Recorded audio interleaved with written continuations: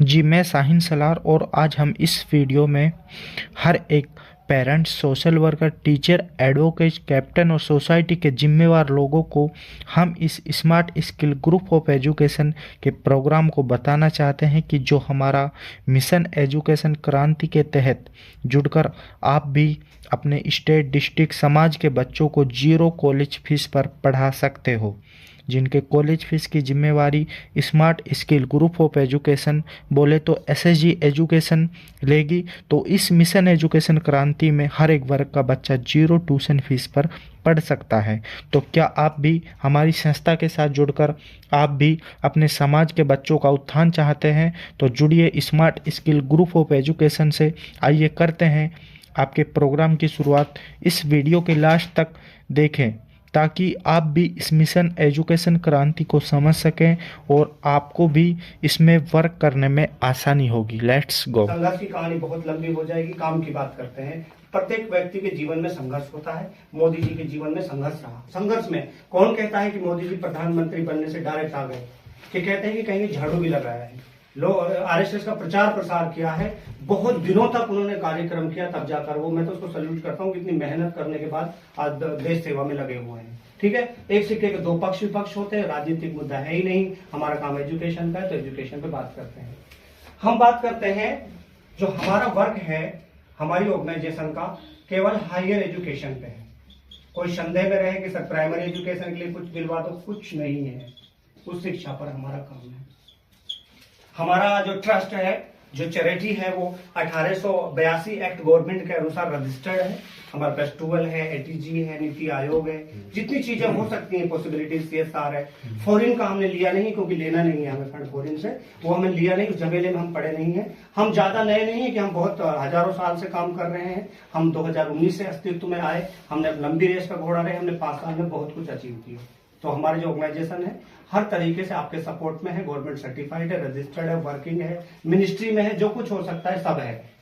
नहीं रजिस्टर्ड हूं पहले, फिर आपको साथ कोलैबोरेशन में काम कर रहा हूं, तो वो चीजें हमारे पास लाइव है। कोई देख सकता है, पूछ सकता है, चेक कर सकता है। वेबसाइट है, मेल है, यूट्यूब चैनल है, सब कुछ आपके पटल पर है। कोई चीज छुपा के नहीं रखा है। ठीक है, एसएससी एजुकेशन का काम सिर्फ हायर एजुकेशन में लोगों को सेवा देना है। अब उच्च शिक्षा का पटल हो गया। कोई प्राइमरी एजुकेशन के लिए हमसे फंडिंग नहीं कराएगा, कोई प्राइमरी एजुकेशन के बारे में बात नहीं करेगा, हेल्थ पे बात नहीं करेगा। जब प्रोजेक्ट आएगा तो हेल्थ पे तभी बात करेंगे। अभी केवल उच्च शिक्षा का हमारे पास कार्यक्रम है। शिक्षा पे हिंदुस्तान का क्या सिस्टम रहा वो बात कर लेते हैं। भारत 1947 में आजाद हुआ। इससे पहले सत्ता अंग्रेजों के हाथ में थी, प्रत्येक जानता है, सबको पता है। और जो बताता हूं, जो पढ़े लिखाए की जो ऑर्गेनाइजेशन था वो लॉर्ड मेकाले के हाथ में था। ठीक है, वो वहां को संचालन कर रहे थे। वो हमारे क्या थे, एजुकेशन मिनिस्टर थे। तो 1947 से पहले सिस्टम क्या था उसमें जाने की आवश्यकता नहीं है, क्योंकि वो डैमेज हो गया, हम आजाद हो गए। हमारे महापुरुषों ने हमें आजाद करा दिया, कोई आवश्यकता नहीं है वहां जाने की हमें किसी प्रकार की। तो सन 1947 के बाद सिस्टम कैसे चालू हुआ, और वो भी पढ़ाई का, वहीं से ही बताऊंगा आपको, तब समझ आएगा कि हाँ सर ने 47 से लेकर वर्तमान 2024 में हमें पहुंचा दिया है। वो पूरी कहानी आपको बताऊंगा।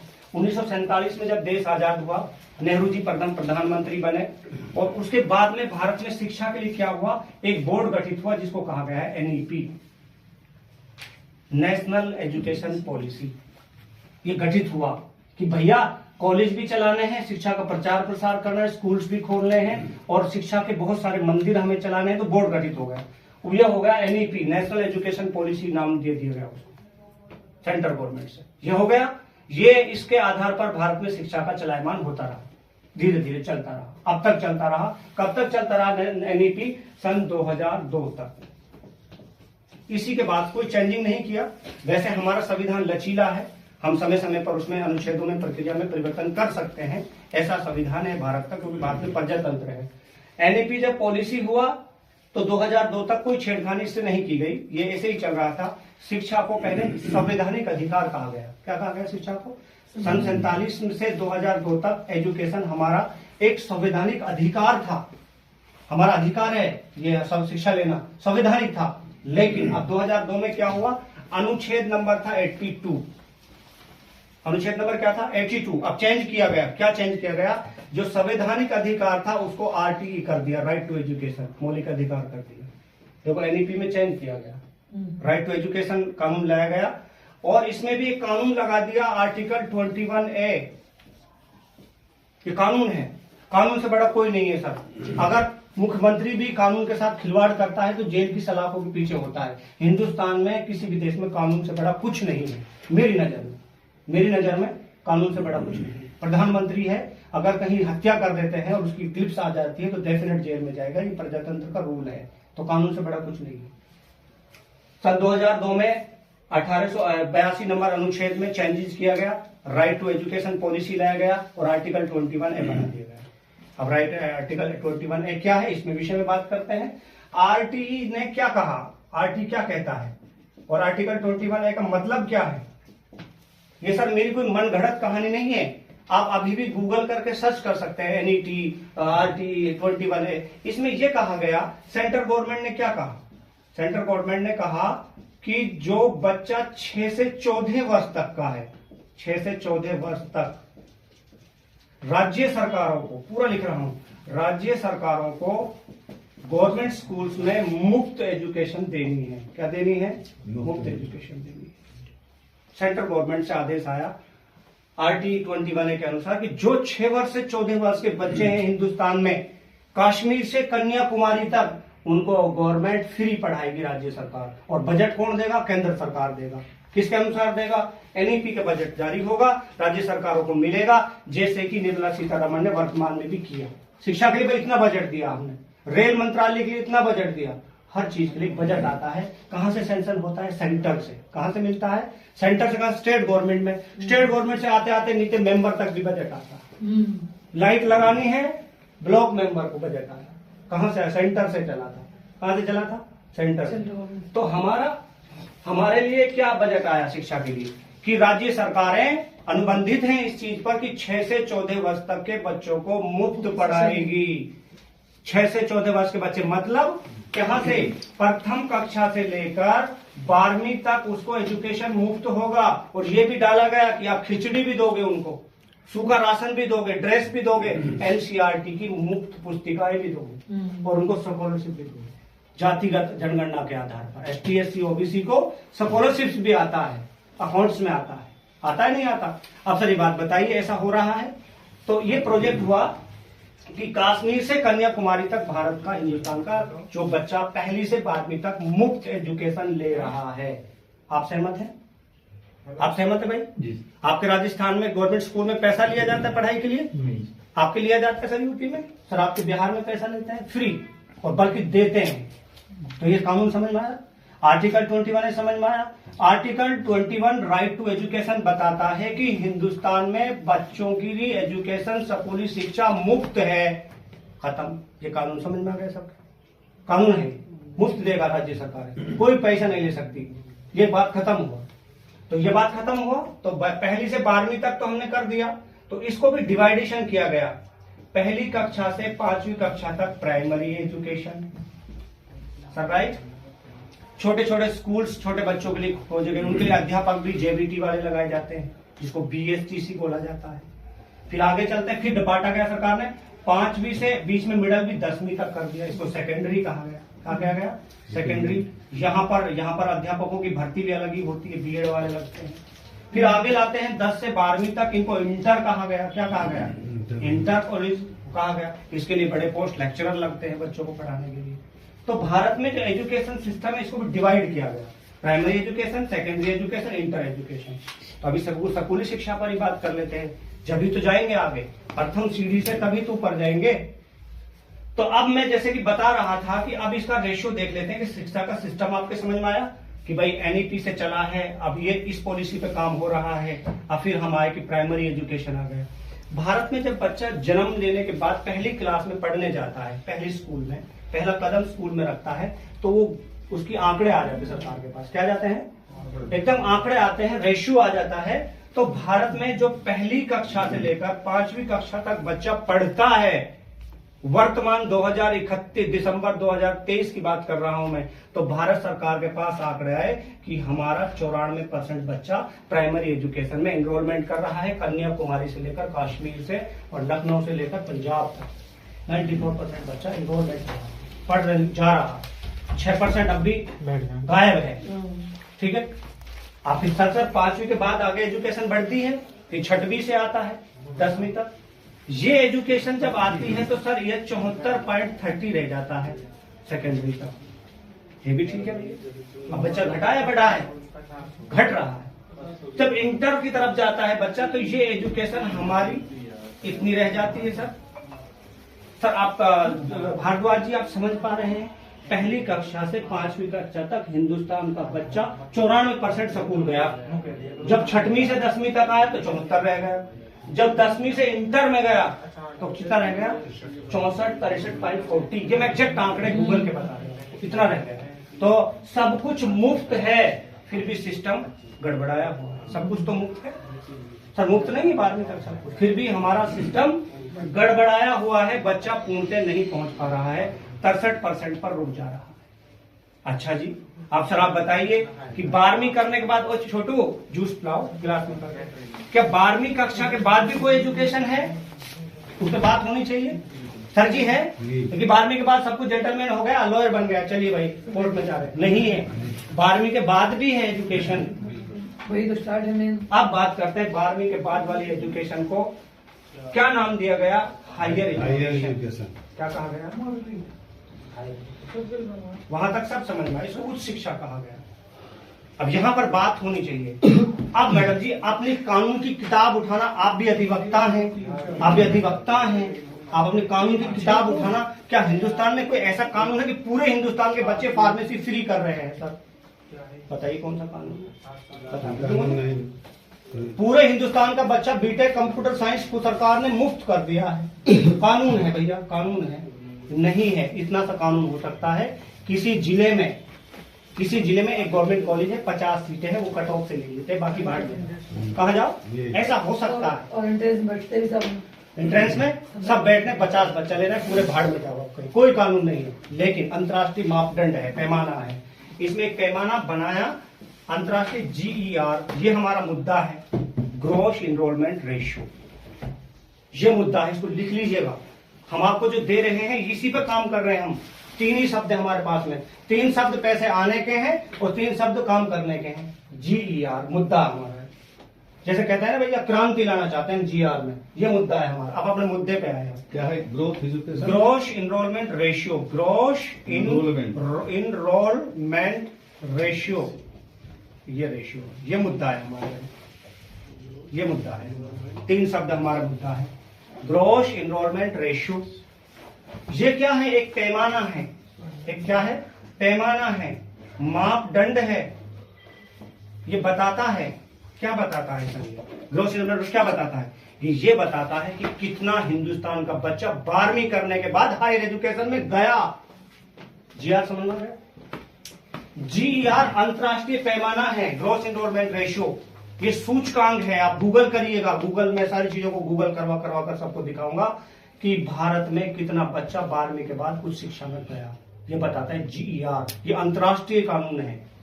ठीक है, ग्रॉस इनरोलमेंट मुद्दा हमारा यही है, इसी मुद्दे पे हम काम कर रहे हैं। अब भाई इस पे बात कर लेते हैं कि भैया यहां तो ये आंकड़ा 64 था, अब आगे जाएगा हाई में, HIGH कर देता हूं मैं। यहां पे सन 2021 में हमारा आंकड़ा इतना रहा और वर्तमान में 27.10। ये मुद्दा है मेरा। 30 से 27 21% से 27%। मतलब क्या समझे? अब देखो कहां थे हम और अब कहां आ गए, 21 पर आ गए। इसमें निम्न राज्य की भी बात हो, बिहार में मैंने दिखाया कि ये इतना है 31 दिसंबर तक 13% बच्चा बिहार में हायर एजुकेशन में गया। तमिलनाडु का सबसे ज्यादा है 47% और केरला का ज्यादा है, वहां ज्यादा एनरोलमेंट है, लेकिन आंकड़ों में तमिलनाडु आता है हायर एजुकेशन। अब बताइए सर, जो बच्चा प्राइमरी में 94% आ रहा था वो टूटते टूटते 27 पे मान लेते हैं, इतना परसेंट बच्चा आया, तो मुद्दा बना कि नहीं बना? क्या मुद्दा बना कि भैया ये 73% बच्चा कहां गया? धरती खा गई, आसमान खा गई, क्या दिक्कत हुई? ड्रॉप हो गया, छोड़ गया पढ़ाई। अब इसमें ये भी बात आती है कि 12वीं तो वो कराया गवर्नमेंट स्कूल से, अब उसकी उम्र 18 साल है। अब 18 साल कौन सी उम्र कहा गया है भारद्वाज जी? किशोर अवस्था, तूफान काल। 18 साल को क्या कहा गया? तूफान काल कहा गया, किशोर अवस्था। किशोर अवस्था। अब यही बच्चा ड्रॉप हो गया, इंजीनियर कौन बनेगा, साइंटिस्ट कौन बनेगा? जूस लो, ठंडा नहीं है सर आप लोग? नहीं कम ठंडा नहीं सर, बिल्कुल नॉर्मल है, नुकसान नॉर्मल है, माजा है, एनर्जी ऑटोमेटिक है। लीजिए लीजिए, साथ में लेते रहिए सर। हल्का ठंडा नहीं है, थोड़ा ले लीजिएगा, थोड़ा लीजिएगा, ठंडा नहीं है, नॉर्मल है। मुझे पानी पिलाओ। तो हम थे, हमारा मुद्दा है कि ये 18 साल वाला बच्चा ड्रॉप क्यों हो गया। अच्छा, मैं बेसिकली सी बात है सर भी आप जानिए, अध्यापक है, ठीक है सर। 18 साल वाला बच्चा घर में बंद होकर रह जाएगा? जवान है, जो हसीन है, खूबसूरत है, ताकत है, रख सकते हैं घर में बंद करके उसको? नहीं दे पाएगा। उसका काम क्या था 18 साल का? भारद्वाज जी, 18 साल वाला बच्चा जो विद्यार्थी था, उसका जॉब क्या था, प्रोफेशन क्या था, धंधा क्या था उसका? पढ़ाई। उससे उसी से वंचित रह गया। अब या तो बनाओ उसको मजदूर, साला मजदूरी करेगा नहीं, ये बात पक्की है। आज का भारद्वाज ने, हमने मजदूरी भी कर ली भैया, खेत में खेत भी काट लिया। अब अच्छे बाल यहाँ पे चाहिए, कटिंग यहाँ से है, रंगीन बाल है, एयर ब्लूटूथ कान पर है, एप्पल का फोन भी चाहिए, रॉयल एनफील्ड बाइक घुमा रहा है, गर्लफ्रेंड भी घुमा रहा है, पिज्जा भी खाना है, चॉकलेट भी लेनी है, रिचार्ज भी करना है, बाल की कटिंग करनी है और सैलून में भी जाना है। हम तो सर पाजामा में पढ़ने वाले थे, हमारा बस्ता भी नहीं था, पन्नी में जाते थे। आज प्रोफेशनल बच्चा है, आज मजदूरी करने में शर्म आता है उसको। साला मजदूरी भी नहीं कर रहा, वो पढ़ भी नहीं रहा, क्या करेगा सर 18 साल का? अब वो तलाश करेगा सोर्सेस कि जल्दी सोर्स ऑफ इनकम क्या बने सर। अब वो सरेगा टटलू, एटीएम, हैकिंग, डकैती, राम सेना, भीम सेना, मुस्लिम सेना, ऐसी चीजें तलाश करेगा। क्रिकेट खेलेगा दिन भर, 2-4 बच्चों को छेड़ेगा, बलात्कार पे उतर आएगा। जवान है ना, एनर्जी बच रहा है, क्रिमिनल बन रहा है, नेताओं की जिंदाबाद कर रहा है, तो देश वैसे ही बेड़गरक में जा रहा है। अगर इस 18 साल वाले बच्चे को हमने सही समय पर सही जगह बैठा दिया होता तो भारत में 10 GB चल रहा होता, 8G चल रहा होता। वैज्ञानिक हमें जो नेल कटर बनाने की आवश्यकता चाइना में नहीं पड़ती, चाइना से नेल कटर नहीं आता, हम ही बनाते हैं। हम सर इस मुद्दे पर ना चित्रा त्रिपाठी बात करती है, ना अंजना ओम कश्यप बात करती है। 2 मुल्ला बिठाएगी, 2 बाबा बिठाएगी, देश भर में राज धर्म की करो तैयारी, मुस्लिम आ रहे हैं, यहाँ मस्जिद का कांड हो गया, मंदिर का काम हो गया, ये सब लग रहा है हिंदुस्तान। ग्रोस एनरोलमेंट रेशो की बात कर रही थी निर्मला सीतारमण, उन्होंने कहा था कि हम ग्रोस एनरोलमेंट रेशो 2034 तक 40% लेने वाले हैं। चाइना पहले ही 55 पे खड़ा है, रशिया 80 पे खड़ा है, यूएस 85 पे खड़ा है। बताइए, हमारी बात हुई है अभी बजट में कि हम ग्रोस एनरोलमेंट रेशियो 40% करें, कोशिश करें। अब देखिए ये 10 साल में यहाँ जा रहे हैं, 10 साल में कहाँ जाएंगे? रशिया से हम सारे हथियार वहां से ले रहे हैं, हेलीकॉप्टर वहां से आ रहा है, टॉर्च हमारी चाइना से आ रही है। देखिए मार्केट में चाइना मार्केट। हमारे हम नेल कटर क्यों नहीं बनाते? मुद्दा मेरा है सर आपसे भारद्वाज जी, नेल कटर पे लिखा मेड इन चाइना, नाखून काटने के लिए। अब बताए बड़े मुद्दों की बात ही मत करो, टॉर्च बन रहा है हिंदुस्तान में, एवरेडी चाइना, मुद्दे इस बात नहीं होगी। बात यहाँ ज्यादातर लोग राजनीतिक रोटियां सेक रहे हैं, ना मैं बीजेपी का संस्थापक हूं, ना मैं कांग्रेस का हूं, उस ओर ध्यान नहीं दे रहा। चलो, ये 18 साल का बच्चा ड्रॉप हो गया सर, मजदूर बनाओ, क्रिमिनल बनाओ, या इसमें माइंड था, इसको जाके सही जगह लगाओ। ये हमारा मुद्दा था कि जो हमारा 27% ग्रोथ रेशियो। अब बात करते हैं कि ये बच्चा क्यों ड्रॉप हुआ। भाई लक्षण, कारण क्या थे, क्यों नहीं जा रहा आगे? 12वीं तक तो पढ़े आया, आगे क्यों नहीं जा रहा? उसके कुछ प्रैक्टिकल आंकड़े निकाले हमने अपने बेसिस पे सरकार से भी। पहला था कि 70% भारत गांव में बसता है, पहला रीजन यही है। हमें इनकी फिक्र करनी है, क्योंकि जो शहर आ गए वो डेवलप है, वो जान रहा है चीजों को। जो आपके शाहजहांपुर गांव से उठकर लखनऊ आ गया तो उसके पास पैसा भी, अकल भी है, पैसा भी है, गाइडेंस भी है, वो शहर आ रहा है तो जान रहा है सब चीजें। ये 70% बेचारा कुएं का मेंढक है, जो उलझा हुआ वहीं पर, खेत क्या, स्कूल घर पता नहीं। इस बच्चे को नंबर 1 गाइडेंस ही नहीं है कि करना क्या है, कैसे करना है। मैंने आर्ट्स ले लिया, मैं डॉक्टर ही नहीं बन सकता, गाइडेंस नहीं है। कौन सी कॉलेज कहां पर है, कितना फीस है, स्कॉलरशिप कहां से आएगा, ऑनलाइन फॉर्म कहां भरूं, क्या क्या योजनाएं चल रही हैं, नहीं पता। मुद्दा है दूसरा इकोनॉमिक, आर्थिक मुद्दा है।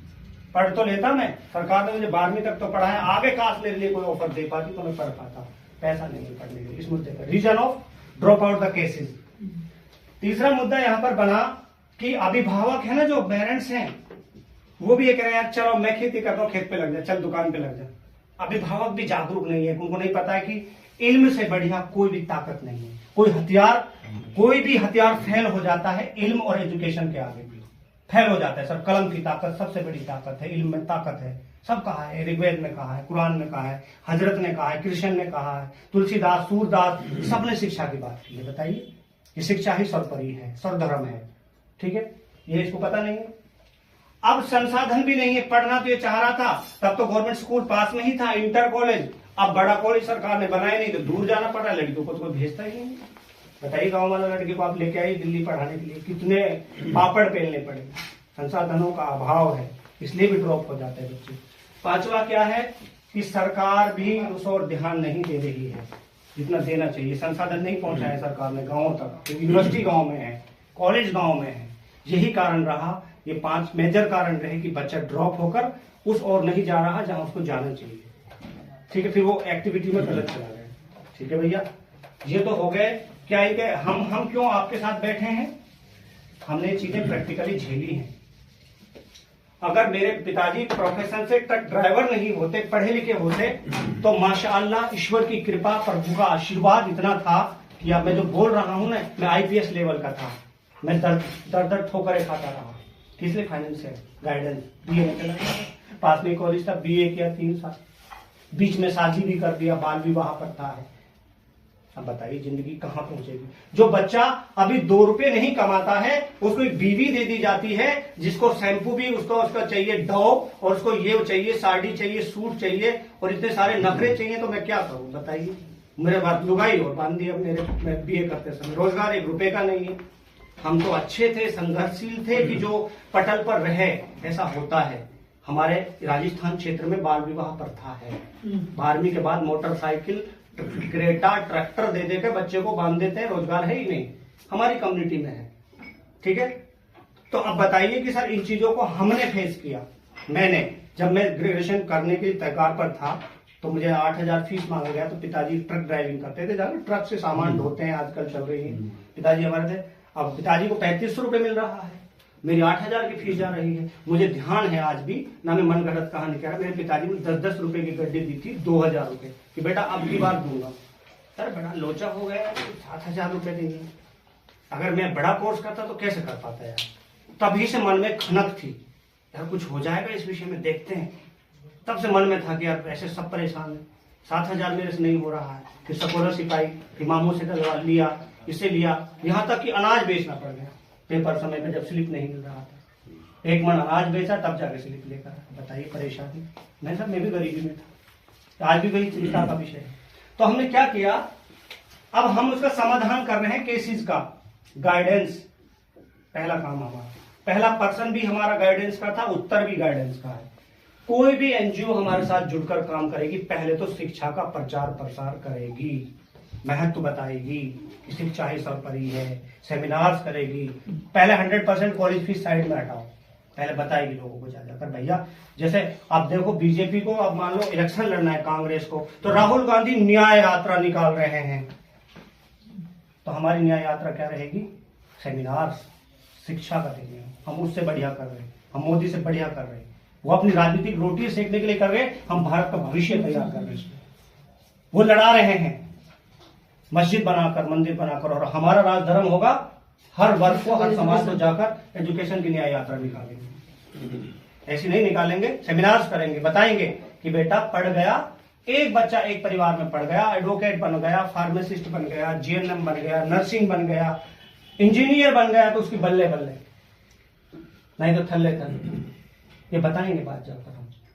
पहला किसी भी एनजीओ का काम है हमारे साथ कि जाए स्कूल्स में, कॉलेज में, आंगनवाड़ी केंद्र में, पंचायत भवन में जाकर सेमिनार्स करे, लोगों को शिक्षा के प्रति जागरूक करे कि पढ़िए, पढ़ाई से बड़ा कोई भी नहीं है। आपके हकों को दबाया जा रहा है, आप पे सही चीज नहीं आई जा रही है, पढ़िए आप। ये हमारा पहला काम रहेगा। ये काम आप भी कर सकते हैं, हम भी कर सकते हैं, ये भाई भी कर सकता है, कोई भी मदर एनजीओ जाकर ये काम कर सकती है, सेमिनार्स कर सकती है, पढ़ाई का महत्व बता सकती है। आसान है एकदम। तो एनजीओ का मतलब नॉन गवर्नमेंट ऑर्गेनाइजेशन, आप सरकार का एक अभिन्न अंग है, प्राइवेट संस्था है, आप सामाजिक काम कर सकते हो, कोई नहीं रोकेगा आपको, रजिस्ट्रेशन है आपके पास में। करिए आप सेमिनार हेल्थ पर, शिक्षा पर, लेकिन हम शिक्षा पर ही कर लेंगे तो हेल्थ भी सुधर जाएगा। पढ़ा लिखा होऊंगा ना, दारू नहीं पीऊंगा, पढ़ लिख गया तो अच्छा आहार खाऊंगा, जूस लूंगा समय पर, ठीक है। तो पहला मुद्दा क्या रहेगा हमारे ऑर्गेनाइजेशन का, गाइडेंस एंड सेमिनार बताना, शिक्षा का महत्व बताना, और फिर उसको रास्ते बताना हमारे पास। अब दूसरा मुद्दा सर अब ये है कि मैडम जी गई या सर गए गाँव में, हाँ भाई शिक्षा का महत्व है, सर मैं पढ़ रहा हूँ, पैसे दे दो ना जरा मेरे। भाई हम गाँव के 50 लोग बच्चे पढ़ाना चाहते हैं, पैसा दे दो, पैसा नहीं है भैया। तो आप पे इसका उत्तर है सही, आप पे उत्तर है। 50 लोग के बच्चे तैयार हो गए, आपकी भाई आपने सेमिनार किया, बड़े मन से भाषण दिए, और फिर वो कहने लगे कि भाई पैसा नहीं है, पैसा भी जरा दे दो। 50 लोग फार्मासिस्ट करने वाले तैयार हो गए, तो आपके इसके पास उत्तर है सर जी, 50 बच्चों की फीस दे दोगे आप दे दोगे भैया? फार्मासिस्ट नहीं दे देंगे, अरेंज करेंगे या मतलब संस्थाओं से या एनजीओ वगैरह। आसान नहीं है, वो कौन सा दे देगा, कोई रोड पे पड़ा है, आप लोन के लिए फाइल लगाओ तो आपके जूते घिस जाएंगे, बैंक वाला देगा नहीं। ये मुद्दा मेन है जो हमारे पास है। मेरे पास अपना कोई कॉलेज नहीं, मेरे पास अपना कोई कंपनी नहीं, मेरे पास एक सिस्टम है। जैसे आप समझते हो ना, एक चीज बताऊं आपको मैं, जैसे जोमेटो, उसके पास में कोई अपना कोई रसोई घर नहीं है ना, ओला के पास। अगर ओयो है, ओयो के पास में कोई अपना कमरा नहीं है। मेरे पास कोई कॉलेज नहीं है भैया, फिर आप में मत रहना सर, आप भी कभी कंफ्यूजन में हो जाओ। मेरे पास कोई कॉलेज नहीं, मेरे पास सिस्टम है भाई, बस मेरा कोई कॉलेज नहीं। लेकिन अगर मैं एक कॉलेज बना दूं, साहब का एक कॉलेज है, मैडम का एक कॉलेज है, कितना बच्चा पढ़ा पाओगे आप? 1000, 500, 200। अब मुस्तकीम बेसर 5000 बच्चे पढ़ा सकता है। मैंने कॉलेज नहीं बनाया, कॉलेज बनाने की क्या जरूरत है? कॉलेज का मालिक मुस्तकीम बेसर है, जहां खड़ा हो जाता है सीट मिलती है। क्यों? क्योंकि मेरे पास सिस्टम है। कॉलेज वाला होटल बुक करता है सबसे बेस्ट कि बेसर आ रहे हैं, इसको अब रॉयल वाले के होटल में ठहराना है, गाड़ी आ रही है, खिड़की खुल रहा है, क्यों? सिस्टम है भाई। मेरा कोई कॉलेज नहीं। इस शंका में मत आ जाना कि सर ने कॉलेज बना रखे, उन्हीं में पढ़ा रहा। सर भाई एक भी कॉलेज का एग्रीमेंट किया, मेरी एक ईंट भी नहीं है, लेकिन भाई सिस्टम है, उस सिस्टम से मैं चल रहा हूं। और ये सिस्टम किसी पे भी नहीं है। हमारे गुरु हैं, गुरुओं के गुरु उन पे है, उनसे हम सीखे हैं। कोई मैंने किसी कोई दाद नहीं किया, मैंने भी कहना भी 4 साल किसी के चरणों में रहा तो मुझे मिला आशीर्वाद, तो इसलिए बोल रहा हूं, मन से दहाड़ रहा हूं पूरा। तो हमने क्या कह दिया, गाइडेंस तो कर दिया, अब उसकी आर्थिक स्थिति पे बात करते हैं, क्या उसको चीज चाहिए। इसको हम 2 शब्दों में ले लेते हैं। भारद्वाज जी आप 5 मिनट और कष्ट कर ले सर, फिर आप फोन देखेंगे हम इसको। देखो हम यहां पर ले लेते हैं विनोद को। विनोद एक अभिभावक है। कौन है सर? समझ में आ रहा है? बोर तो नहीं हो रहे सर? नहीं ठीक, अच्छा लग रहा है बढ़िया, ठीक है सर। विनोद एक पेरेंट्स हैं, माता पिता हैं, अभिभावक हैं और मजदूर वर्ग से हैं। बिजनेसमैन कम, हिंदुस्तान में मजदूर ज्यादा है। देखो मैं गिनवा भी देता हूँ, ऑटो चालक है, ट्रक ड्राइवर है, कंपनी में काम कर रहा है, ठीक है, सब्जी बेच रहा है, किराना स्टोर कर रहा है, छोटे मोटे काम कर रहा है। तो सर उसका दैनिक जीवन की आमदनी सर ने बताया, आपने बताया, उसकी 500 रुपए काउंट की हमने, दैनिक जीवन का प्रॉफिट का 500 रुपए मैक्सिमम। वैसे भारत में 236 रुपए प्रति व्यक्ति आए हैं। प्रति व्यक्ति इतना कमा लेता है भारत में पर डे, ये भी आंकड़े मेरे पास है, लेकिन हमने उसका 500 रुपए मांगा। विनोद सिस्टम कहाँ दिक्कत है, बस अब 5 मिनट में खत्म कर देंगे। ये 500 रुपए कमाता है, इसके पीछे आप देखिए विनोद के साथ में इनकी पत्नी है, धर्मवती है, ठीक है। अब इसका लड़का अमन है, इसकी लड़की है यहाँ पर कृष्णा, ठीक है। अब यहाँ पर छोटा नन्नू भी है और मुन्नू भी है, माता जी हैं और दादाजी हैं, सब परिवार है 10-15 का। ऐसा परिवार से हमारे, क्योंकि हिंदुस्तान में एक बड़ा परिवार भी होता है, कोई अकेला नहीं रहता, सब साथ में रहते हैं। 500 रुपए की आमद है। अगर 30 दिन लगातार मेहनत किया तो 15,000 रुपया कमाया। पूरे साल काम किया तो 180 कमाया।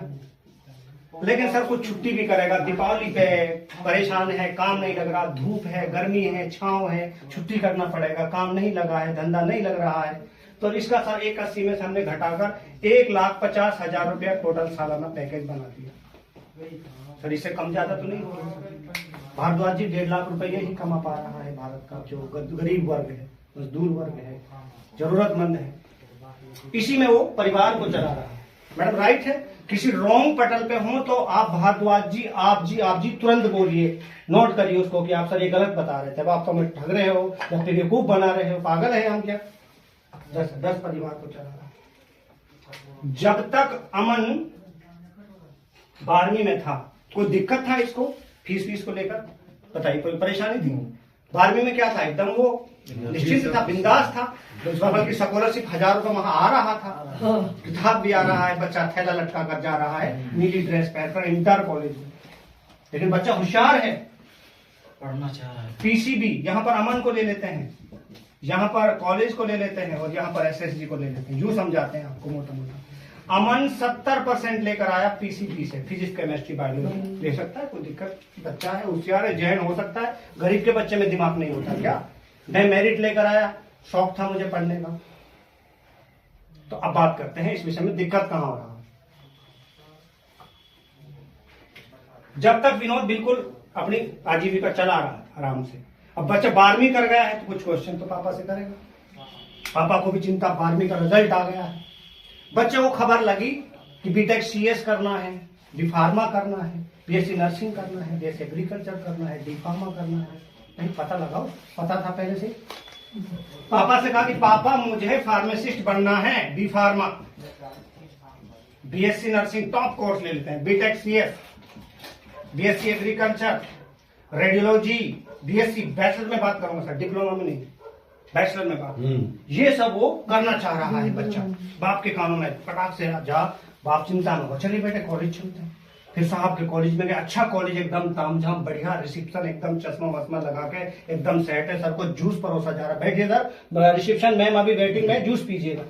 एडमिशन का नाम सर जूस पिलाते हैं सारे बढ़िया कॉलेज वाले, अच्छे बिठाते हैं, ऐसी वैसी चल रहा है एकदम। अब बात है रिसेप्शन पे जाता है तो बी फार्मा वाला अच्छा कॉलेज का फीस, जो रिसेप्शन मैम है एकदम खुले बाल है, स्मूथिंग करा रखी है, चश्मे वश्मे है, एकदम बिठाया उसको एयर कंडीशन में, बच्चा टहल रहा है, देख रहा है। पिताजी भी सोच रहा है काश मेरा बच्चा यहाँ पढ़ ले। लेकिन मैडम जी फिर पर्ची बनाना शुरू करती है। मैडम जी ने बताया कि आपके बच्चे का एडमिशन का खर्चा 1 लाख रुपया होगा। सर मैं कम से कम लेके चल रहा हूं, बड़े भी हैं, एक बीच का सा समझाना ही तो आप मान लिया हमने। ठीक है भैया, एडमिशन का खर्चा आपके बच्चे का इतना लगेगा। फिर मैडम बता रही है कि कहां से हैं? अच्छा गांव से हैं।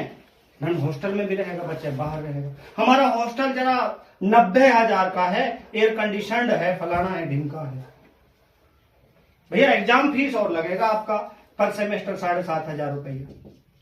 लाइब्रेरी चार्ज और है जरा 580 रुपए का। हमारा 1600 रुपए का बुक भी जरा है, ड्रेस भी हम 2400 रुपए में दे देते हैं।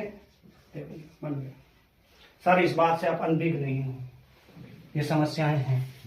आप जाकर देखिएगा, हालात देखिएगा, सब कुछ वहीं से देते हैं। ये सब कुछ अपनी दुकान उन्होंने चला रखी है। वर्दी भी खुद सिलवा के ला रहे, सस्ते में बड़े हम बेच रहे, किताब सस्ते में ले रहे। अब हम वैसे तो खर्चा तो बहुत गया, ये इसको हमने 2 लाख रुपया मांग लिया किसी भी बड़े कोर्स का। अब सर आप बता दें कि जो बंदा यहाँ पर इतना रुपए कमा रहा है, आप देख ली कंपनी, भारद्वाज जी स्कूल के संचालक प्रिंसिपल बैठे हुए हैं।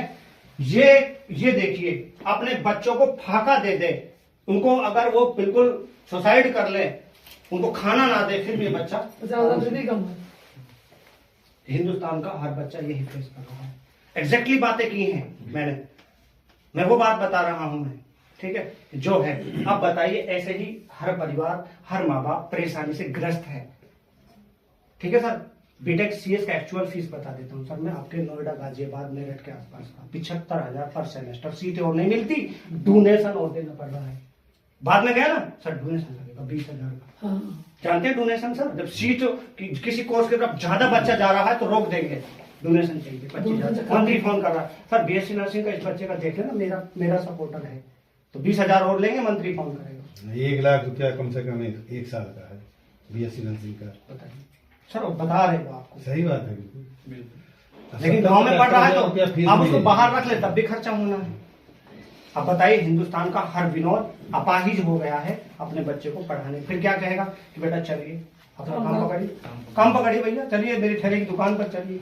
और वो बच्चा बायोलॉजी वाला था, अब बताइए उसके दिल पे क्या बीतेगा। और यही मेरे साथ बीता, आपके साथ बीत रहा है, यही हो रहा है, यही फिक्र लेके मैं आगे बढ़ रहा हूँ। सबके साथ बीत चुका है, हम सबके साथ में बीत चुका है। अब हमने क्या कहा कि भैया हमारे पास एक गाइडेंस तो हमने कर दी बच्चे को, अब बात आती है कि भैया हमारे पास फाइनेंशियल क्या जुगाड़ है। अब बताइए, अब हमारे भारद्वाज जी बताएंगे कि भारद्वाज जी अब बताओ कितनी % मदद बच्चा की करनी चाहिए हमें, % पे ही आ जाओ। उसका फीस बन गया मोटा मोटा 4 लाख रुपए, कितने % मदद कर दें उसकी बताओ आप 100% कर बताइए। दीजिए। हैं? 100% अरे मैडम जी, मैं बाबा का माल है कि बिक रहा, थोड़ा कम बढ़ती करिए। 60% तो 60%, सर ने बोला 60%। अच्छा सर की बात पे आ जाते हैं। सर देखो नए आए हैं, जुड़ लेते हैं सर। आपने 60% दिया, 40,000। देखिए 40,000, 4 साल का 160, मैथ में मैं कमजोर था, 160 तो ये हो गया उसका, मैंने 60% हेल्प किया।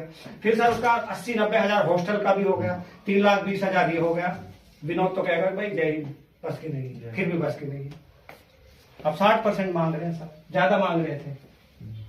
ठीक है, हमारे ऐसा कंसेप्ट बनाया 70%। भाई बहुत ज्यादा हो गया सर, नहीं पढ़ा पाएगा ना, नहीं पढ़ा पाएगा, क्योंकि अब भी तो दिक्कत है। 160 तो उसको फीस भरना है, हाँ। अब हॉस्टल का तो कोई बाप भी नहीं दे सकता, गवर्नमेंट भी नहीं दे सकती, पेट का तो अभी रोटी बुक्स चला। है और मतलब खाने का है, हॉस्पिटल का सबका है सब। लेकिन हमने सिस्टम बनाया, इसलिए आप हमारे साथ बैठे हो। भारद्वाज जी, हमने सिस्टम बनाया। हमने कहा विनोद से कि विनोद आप दोबारा इसी कॉलेज में आओ, उसी कैंपस में आओ जहां से आप इतने सारे झमेले आपको दिए थे बनाकर, आप वहां आओ। हम आ रहे हैं विनोद के पास।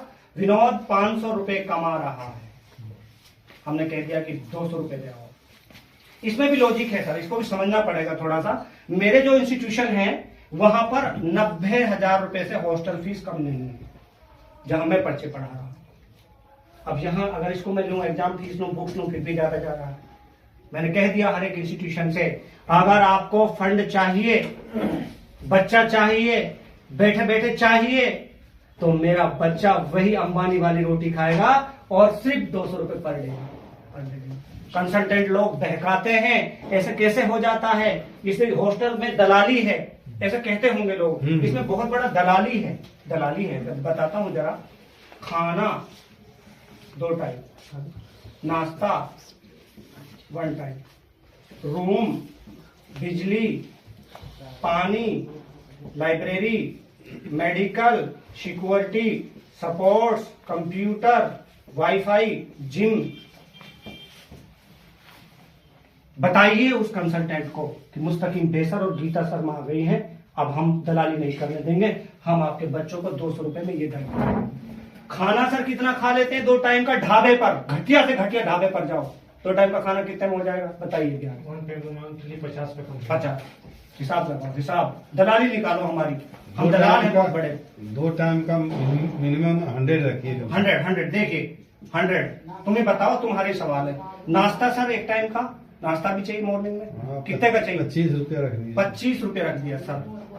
सर रूम भी उसका बाप का तो है नहीं, वो बना के दे रखा है। रूम 3,000 रुपये। अरे सर 3,000 नहीं, उसका आप 20 रुपए ही रखिए उसका। अच्छा पर डे का 20 में कितना हो गया? 1,000-1,200 हो गया। ठीक है। बिजली का रख ली सर, पंखा घूमता है, यूनिट आता है।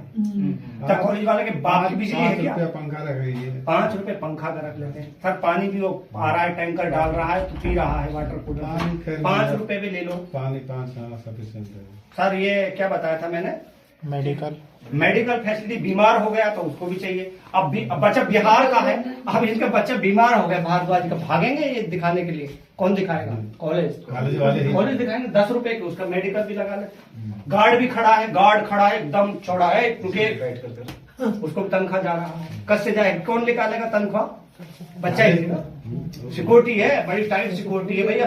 एंट्री करो, अभी सर वेटिंग में बैठिए, ऐसा कहता है ना, बैठिए अभी सर वेटिंग में, साइन कीजिए, टाइम डालिए। इसका भी चाहिए, सपोर्ट्स का भी चाहिए। जिम का लगा लो सर, जिम का तो 1,000 रुपए महीने जाता है। तो ये अगर हम 10-10 रुपए लगाए, 20-20, 30-30 रुपए लगाए, तब भी 400-300 रुपए। और मुस्तकीम बेसर जब 200 रुपए पर डे में रहने खाने में पढ़ा देता है तो कंसल्टेंट रोका को दिवाला निकल गया, परेशानी आ गई, धंधा चौपट हो गया। साला बच्चा ले जा रहा था 1.5 लाख रुपए में उसकी फीस। हाँ कौन? हाँ देवेंद्रा जी। तो हमने क्या कहा विनोद से कि विनोद चिंता ना कीजिए, आपका बच्चा उसी डॉक्टर एमसीसी सक्सेना में पढ़ेगा, वीजीआई कैंपस में पढ़ेगा, एबीबीएस में पढ़ेगा, बाबू बनारसी दास कॉलेज में पढ़ेगा, यूनिवर्सिटी में नहीं, होम स्टर्लिंग में पढ़ेगा। और वहां पर सेठ जी का बच्चा भी उसी टेबल पर खाएगा, उसी टेबल पर पढ़ाई करेगा। और तुम्हें सिर्फ अपनी पॉकेट से 200 रुपए निकालने की जरूरत है डाइट प्लान पर। ये 72,000 रुपए देना ही देना है। क्या और खर्चे भी हैं? हाँ क्यों नहीं है भाई, मेरी तरफ से सब नोट कर लो, इसलिए मैंने आपको बुलाया है। सिर्फ बच्चे का 100% कॉलेज फीस जाएगा। एक चीज में एक उंगली करता हूं, ईश्वर एक है, मालिक एक है, मैं किसी को पेन भी देने वाले नहीं।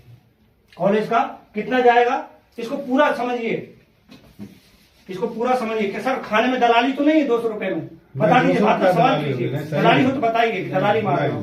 200 रुपए में कोई दलाली नहीं, इतनी चीजें उसको मिल रही थी। अब मैं बात करता हूं कि मैं क्या देने वाला हूं। तो एक चीज पूरा लिखूंगा, देखो ये कॉलेज का 100% फी। एक बात तो ये point number 1, NOC with on the support all course. इन चीजों की मैं गारंटी लेता हूं मंच पर खड़ा होकर अधिकारी के सामने। हमारे जब आईपीएस अधिकारी बैठे होते हैं तब मैं गारंटी लेता हूं। मैं कहता हूं आपका कॉलेज फीस जाएगा 100%, एनओसी के साथ में जाएगा, नॉन ऑब्जेक्शन सर्टिफिकेट से जाएगा, ऑन द सपोर्ट जाएगा, पूरे कोर्स का 1 टाइम जाएगा। लिख कर देंगे कॉलेज से आपको कि फीस भर गया है, इसके बाद पेन भी नहीं दूंगा। अब खर्चे हैं, एग्जाम फीस इसका है, बुक्स का है, अब इसका ड्रेस का है, ये भी आ जाता है। मैंने कह दिया लास्ट भी कुछ है हमारे पास में, 80 से कम तो लगने वाला ही नहीं है हमारे पास में। और ये बड़े कोर्स में 90 तक जाएगा, इससे ज्यादा 0 भी नहीं जा सकता। ये आप 4 किस्तों में भर दीजिएगा, एग्जाम फीस तो बाद में आती है।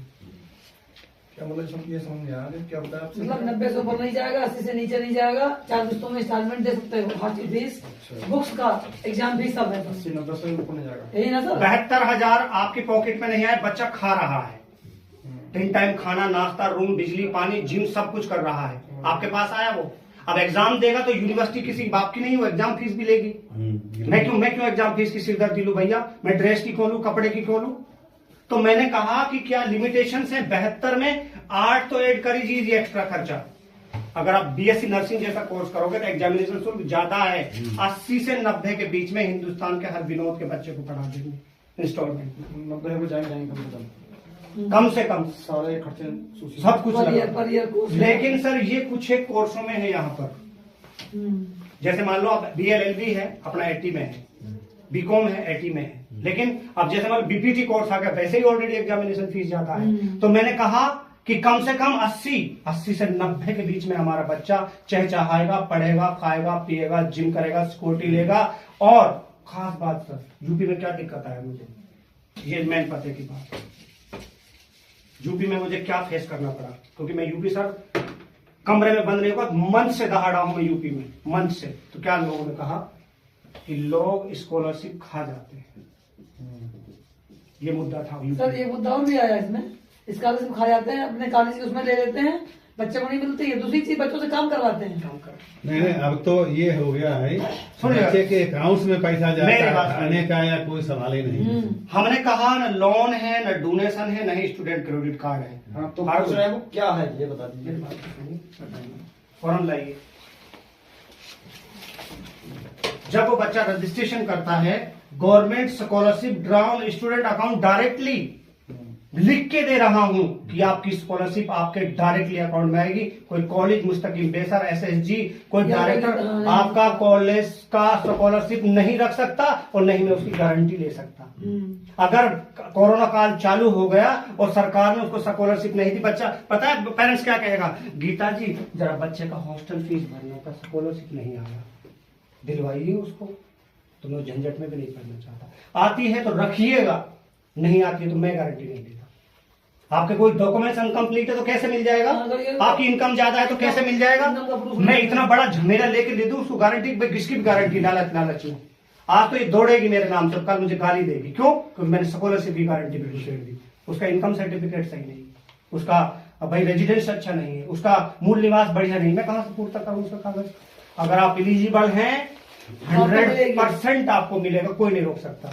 अगर आप नहीं दे रही सरकार तो हमारे जिम्मे कुछ नहीं मांगता, आप उसे गारंटी नहीं लोगे स्कॉलरशिप।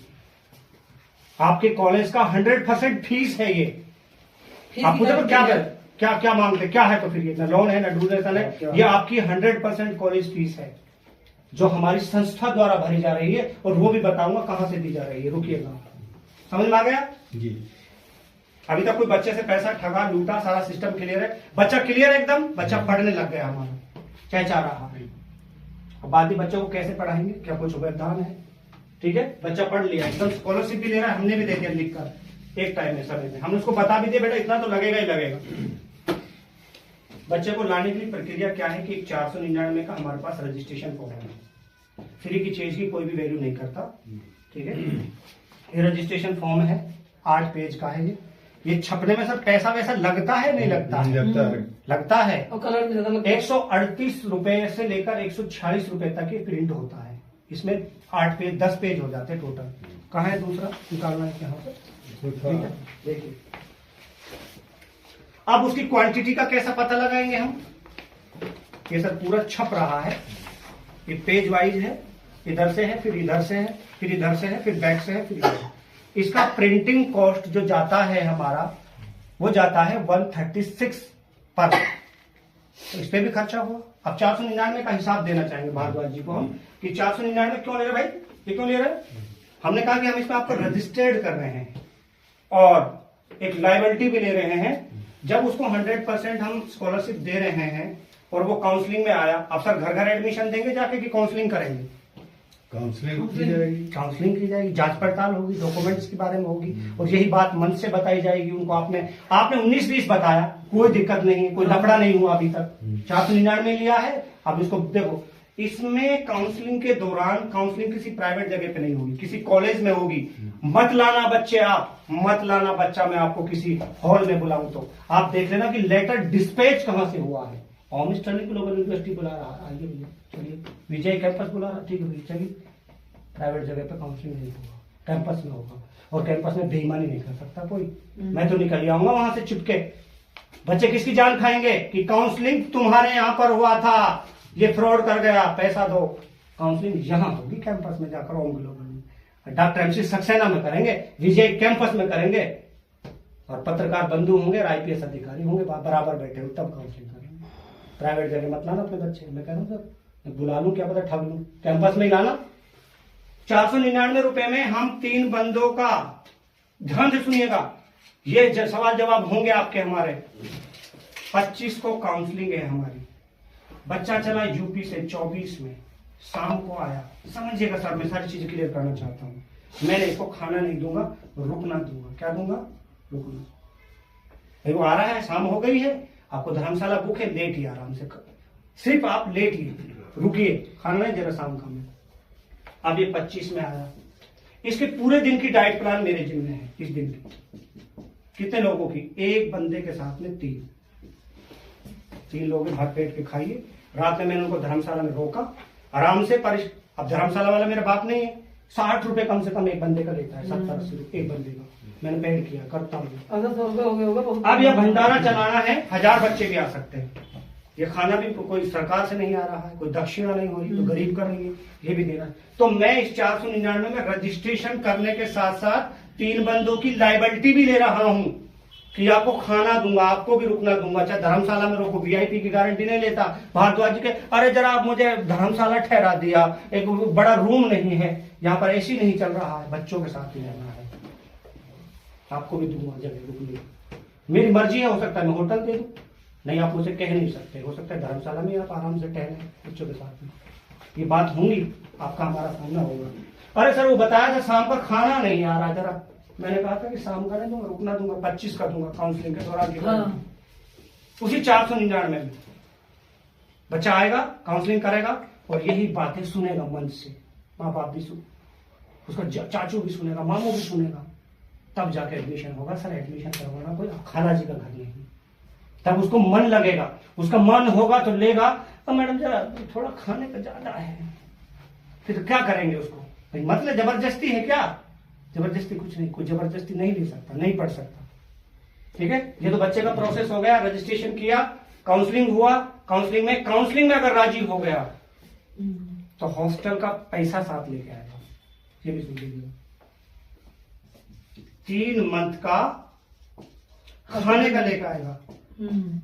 सर ये बात थी जो हमारे आपसे नहीं बताई थी, बताई भी थी, समझ नहीं पाए थे आप। हम उसको उसी समय एनओसी देंगे, हमने एनओसी दे दिया, मैंने एनओसी क्लियर करा दिया और सिर्फ एनओसी लेके घर चला गया। अगर ये वहां टहल गया, नहीं आया दोबारा, कुछ पैसा नहीं लगा है, तो सर वो आ जाएगा, कोई रिस्पॉन्सिबिलिटी उसकी भी। तो हमने लगा दिया उसके, भैया आप 3 महीने का तो हॉस्टल का जमा करा के जाइए भैया।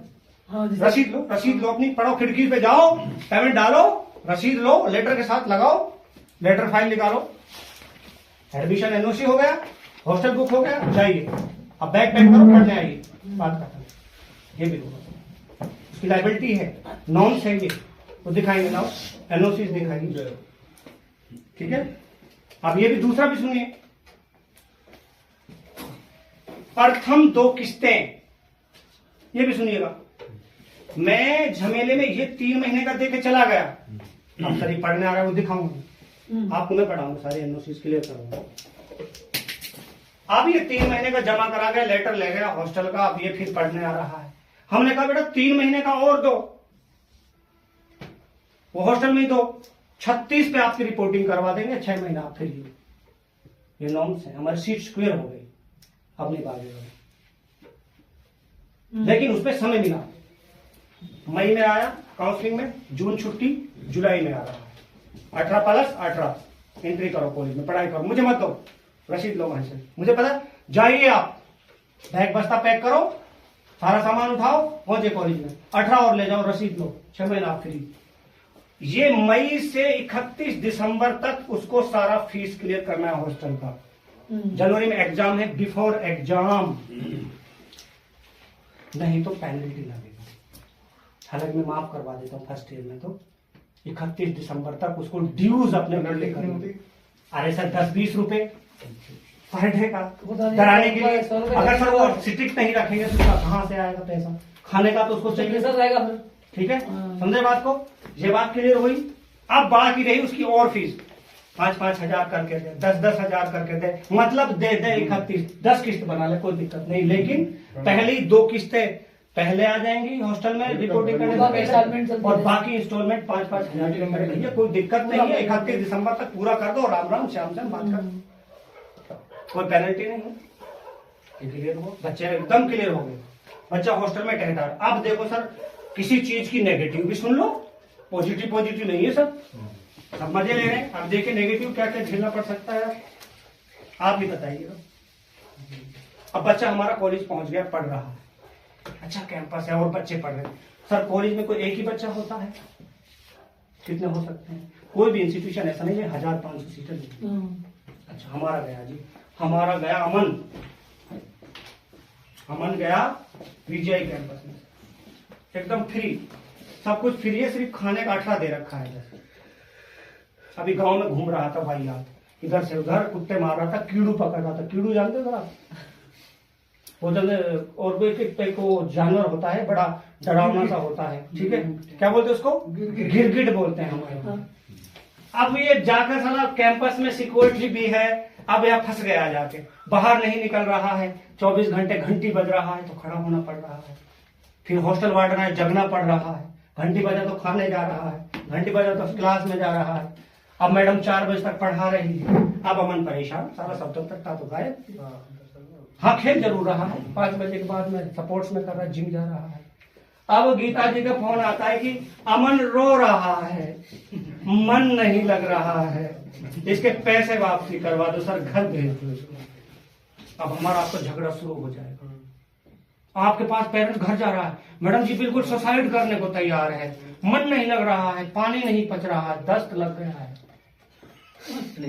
अब हमारे पैसे दिलवा दो, वापसी हम नहीं पढ़ा रहे, उसको मन नहीं लग रहा बच्चे का। अब इस अवस्था में मुस्तकिम बेसर की क्या गलती है, वो क्या करे आप बताइए।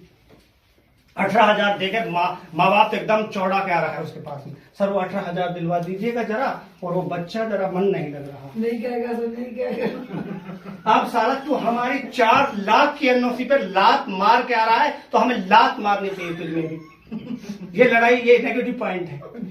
वो गांव से चला, वो होम स्टोरी में पढ़ रहा है, सब बच्चा पढ़ रहा है, क्या कहेगा, पापा जी रोटी जरा जली आ रही है, चावल तो आज बिल्कुल खराब था।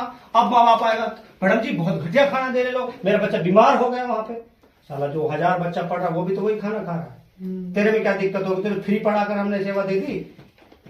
रात में फोन, मैडम जी आज तो जरा रोटी थी ना बड़ी जली हुई थी, बच्चा रात में, मैडम जी नमक जरा कम आया था। तो मैं कहता हूँ डटिए, मैं आपको ट्रक भेज रहा हूँ नमक का। ऐसा हरामखोर बच्चा होता है फ्री का पढ़ने वाला, बड़ा तरह परेशान करता है। ऐसा नहीं, परेशानी नहीं है, ये नेगेटिव पॉइंट है।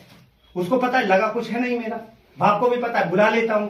अगर यही बाप वहां पर 2 लाख रुपए जमा करा के आता ना, तो उसकी फुटबॉल बना देता, बेटा यही रहे, कैसे भी रहे। फुटबॉल नहीं जाता, नहीं तो वापस नहीं मिलता, कॉलेज में उसकी हिम्मत नहीं होती कहने की। पैसा लगा है ना गार्जियन, ये नेगेटिव पॉइंट है। वापस लेने की हिम्मत नहीं होती। यूजीसी कोई नहीं कहती कि हॉस्टल का वापसी कर दे, ऐसे केसेस आते हैं सर, इसका नेगेटिव पॉइंट है। तब बच्चा आपको भी जानता है, मैडम जी का वो पड़ोस का है, मैडम जी देखना जरा बच्चे को, जरा पैसा भी वापसी करवा दो, डॉक्यूमेंट्स भी। चलो वो तो लात मार के भगेगा, पैसा ना मांगेगा तो देखेंगे चीजें, झूठ सच बोल के कार्रवाई करेंगे, लेकिन सर पैसा मैं नहीं दूंगा, क्योंकि पैसा तो हॉस्टल में जमा पर्चीज लग। अगर हाई कोर्ट भी गया तो गीता शर्मा की FIR झेली है मैंने सर, मैंने FIR झेली है। तुम तो खा जाते हो, बच्चा फंसा देते हो, हम FIR करो, चलिए करिए, हमारे हैं अपना फाइल लेकर दरोगा जी के पास में, दरोगा जी पढ़ना एक बार जरा क्या लेटर दिया है, कितने बच्चों का लेटर दिया है, पढ़िएगा प्रोविजनल लेटर। हमने कहा that the fee structure scholarship mention in the admission letter is the complete duration of the course. हमने पूरे कोर्स की फीस भर दी है। ये कौन कह रहा है, ओ मिस्टर लिंग। और फिर कौन कौन सी फीस भरी है, दरोगा जी ये भी पढ़ेंगे, that your complete tuition fees complete duration of the course is under favour of माफ गीता एजुकेशन चैरिटेबल ट्रस्ट भर दिया है भाई। दीजिए आप 72,000 खाने का दीजिए और 10-12,000 आपका 8,000 एक्स्ट्रा दी। दरोगा ने पढ़ा, साला 2 मार्च साला निकल यहाँ से, तू साला बाहर मेरे पास FIR हुई। जो अनपढ़ लोग हैं, जो मुजाहिद का दिखाते हैं, 18,000 रुपए जमा करा के बच्चा 10 दिन में भाग रहा है, 1.5 महीने में, फिर वो सीधे थाना जा रहा है। दरोगा हमें भी बुला रहा है, हमारी मैडम जी जा रही है NOC लेकर, हमारी मैडम जी सुरक्षित है एकदम, घर से जाएगी कोर्ट पैंट पहन कर। देखिए सर 4 लाख भरा है मेरे पैसे में, हम चाहें तो उसके हकड़ी में से 4 लाख निकाल लें, ये हम नहीं करते, वो गरीब है, वो छोड़ देते, चलिए हम दूसरा बच्चा भेजेंगे। तो इसका नेगेटिव पॉइंट यही था कि बच्चा ड्रॉप होकर रिटर्न न मांगे, उसका हक भी नहीं है क्योंकि वो खराब करके। हाँ कॉलेज फ्रॉड है, 36 नया ट्रैक है, पढ़ाई नहीं होती, हम बैठे हैं, खाने में जहर दिया जाता है या मखड़ी दी जाती है या फिर छिपकली दी जाती है तो हम बैठे, या उनको अलग खाना दिया जाता है जो पहले से पढ़ रहे हैं। मेरा तो वहां पे 20 जाएगा, 30 जाएगा, 50 जाएगा, 100 जाएगा, और भी तो पढ़ रहे हैं वहां पे। अगर उसी क्लास में दूसरी क्लास SSG के लिए लगाई जाती है, खाने में उनको उबला हुआ अंडा दे जाए जिसको बतासा दिया जाता है, तो भी मेरे इन चीजों पर मैं खड़ा हूं। मेरे कॉलेज है, INC है, ICT है, MHRD है, PCI है।